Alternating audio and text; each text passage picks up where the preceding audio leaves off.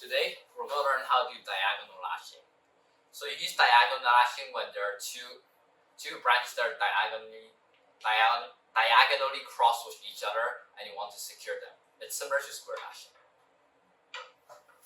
So first, tie the timbers hinge at the center of the branch, at the branch point.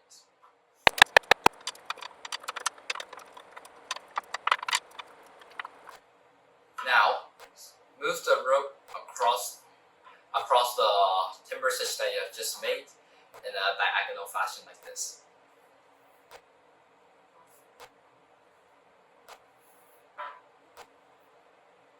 You can do this for 4 to 5 times.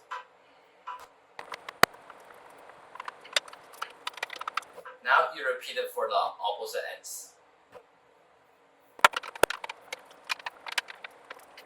Now you can, similar to a square lashing, you wrap the rope around the entire knot. Finish off clove hitch down here, and if you have any excess rope, you can finish it with half hitches as well.